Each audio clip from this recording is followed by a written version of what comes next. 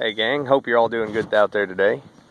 Out and about doing a little research for the book and the blog here today, out at Winslow Cemetery. Wind's blowing pretty good. I hope that doesn't interfere with the audio too awful bad. But we're about a mile and a half away from the grave of John Fleenor, which we previously visited when I told you about the Fleenor peach and the old Fleenor peach brandy, and thought it worthwhile that we should probably, even though I don't know of him being a distiller, we should probably also pay tribute to Abraham Fleenor, which was John's brother. So Abraham and another brother came up here with John, and Abraham brought with him some trees, some bare root peach trees, and some pits as well, of a little white clingstone peach. Nice little sub-acid, almost acid peach, just perfect for distillation. He came here and he planted orchards in this area of this peach, and for a long time that became a commercial variety. They were shipping the fruit out on the trains in the 1800s, late 1800s. A lot of people growing it in their home gardens, and it was mostly used for pickling and then also mainly for making brandy. But these little peaches still exist in Washington County. I've discussed them before. They were down to 5 or 6 places where I knew where they were still growing, and I've brought a lot of them back to my farm, and I've got several of them growing there, and hope to never ever see it get that close to dying out again. But anyways, I wanted to show you the grave of Abraham Fleenor and pay a little tribute to him. It's because of him that hopefully one day we'll be able to get this little Fleenor peach back into production and make an authentic Washington County distilled Fleenor peach brandy legally one of these years. And thought you should know a little bit about him, so we'll take a little look at the grave site here. The old stones are in pretty rough shape, but somebody's put up a fairly new monument for him, for Abraham and his wife Nancy, and thought you should see it.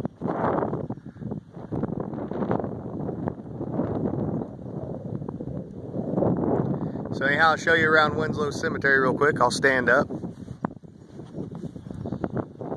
So as you can see, it's a gorgeous place out here. Pretty small cemetery.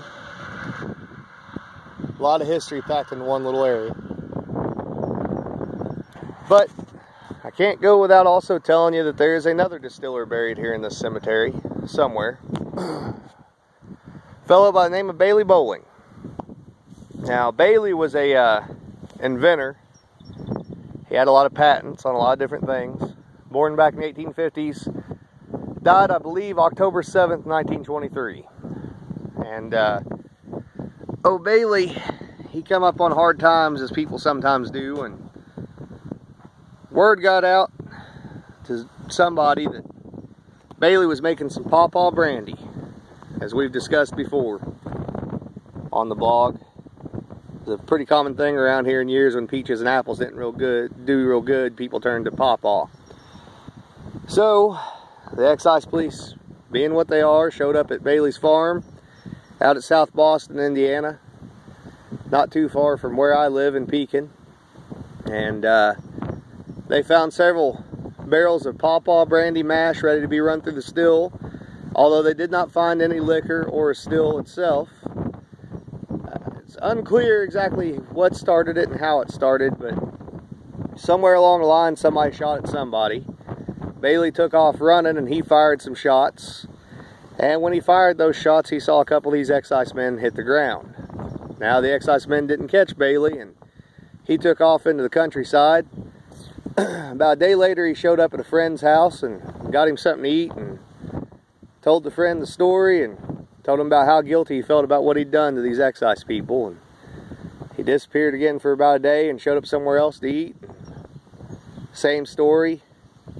Well, he come up missing for about 2 or 3 days. And a story come out of Salem, Indiana, over around Lake John Hay, which is pretty close to where we're at right now, that some young boys had found a body in a cave. A man had shot himself through the head. And the sheriff didn't even need to see the body. He knew it was old Bailey. Now, they changed the name of that cave to Suicide Cave, which is probably in bad taste. But a couple of interesting points in the story is Turns out old Bailey was pretty innocent. He shot that weapon. Not only did he not kill anybody, he didn't even hurt anybody. So another life cut short by prohibition. Lesson we should have learned a long time ago, and yet we're still prohibiting now a plant and causing the same kind of issues. The other part of that is, I know Bailey's in this cemetery because the record says he is, but he ain't got a stone here anywhere. Now, that could be because he didn't have money for a stone, or it could be the most other likely reason. Back in those days, if somebody committed suicide, a lot of times people didn't mark their gravesite. So it's hard to say exactly where Bailey's buried at here at Winslow Cemetery. And it's a sad story, but it's one worth remembering. It's a part of Washington County history, and it's one we'll keep telling at Hell's Half Acre Hellbilly Burlesque Show. Anyhow, I hope you guys have a good evening, and we'll catch you later.